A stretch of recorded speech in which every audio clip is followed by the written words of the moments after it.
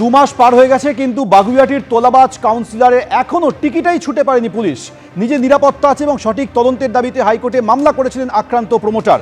এরপর সেই মামলায় হাইকোর্ট বলল, সত্য সামনে আনতে যেভাবে তদন্ত দরকার সেভাবেই এগোতে হবে। যাদের যাদের বিরুদ্ধে অভিযোগ তাদের ভূমিকা খতিয়ে দেখতে হবে। বাগুইআটিতে প্রমোটারের উপরে হামলায় পুলিশকে নির্দেশ হাইকোর্টের। 50 লক্ষ টাকা তোলা দাবি করা হয়েছিল বলে অভিযোগ। তৃণমূল কাউন্সিলের বিরুদ্ধে 23 লক্ষ টাকা দেওয়ার পরেও প্রমোটারকে মারধর করা হয় বলে অভিযোগ। 2 মাস পার হয়ে গিয়েছে, কিন্তু এখনও অধরা প্রমোটার। সেই প্রমোটারকে মারধরে অভিযুক্ত তৃণমূল কাউন্সিলর এখনও অধরা রয়েছেন। সুরক্ষার জন্য প্রমোটারকে সংশ্লিষ্ট ডেপুটি কমিশনের কাছে আবেদনের নির্দেশ। আমার নিরাপত্তার জন্য অর্ডার করলো, সিপিকে বলল, মানে আমাদের বিধাননগর সিপিকে বলল, আর বাগুইআটি থানাকে বলল। আমি খুবই খুশি, খুবই আতঙ্কের মধ্যে ছিলাম, এখন খুবই খুশি।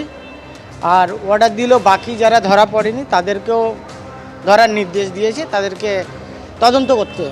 আমি চাইছি কাউন্সিলরের গ্রেপ্তারি, কিন্তু কোর্ট যে অর্ডারটা করেছে আমি তাতে খুবই খুশি, খুবই এটাই আস্থা রেখেছিলাম আর সেটাই আমি পেয়েছি। মেদিনীপুর মেডিকেল কলেজের পরে জলপাইগুড়ি, যেখানে আপনারা জানেন সেখানেও এক প্রসূতির মৃত্যু হয় এবং ওই প্রসূতির পরিবারের তরফে ভুল চিকিৎসায় তার মৃত্যু হয়েছে এমনই অভিযোগ করা হয়।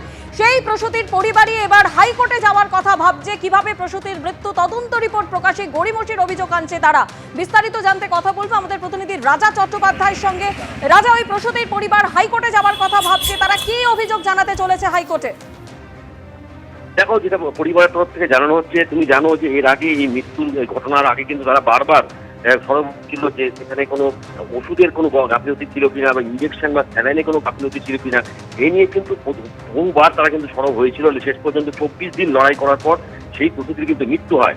তারপর আজকে প্রায় 4-5 দিন হয়ে গেল যে তদন্ত কমিটি হাসপাতাল কর্তৃপক্ষ তৈরি করেছে, সেটার উত্তর জানতে চেয়েছিল। আজকে লিখিতভাবে এমএসডিপির কাছে তারা আসেন এবং পরিবারের তরফ থেকে জানতে চান যে তদন্ত কমিটি কি হলো। এখন 4-5 দিন পার হয়ে গেল, কোথায় তদন্ত কমিটি এবং কারা কারাই তদন্ত কমিটি আছে সেই নিয়ে কিন্তু তারা সরব হন।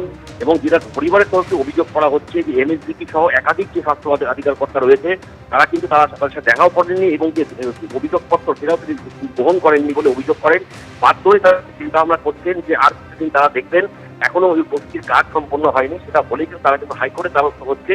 এই কিভাবে এই প্রস্তুতির মৃত্যু হলো, এর পেছনে গাফিলতি কাদের কাদের ছিল, সেই নিয়ে সর্বোচ্চ হাইকোর্টের সর্বোচ্চ পরিবার পক্ষ থেকে।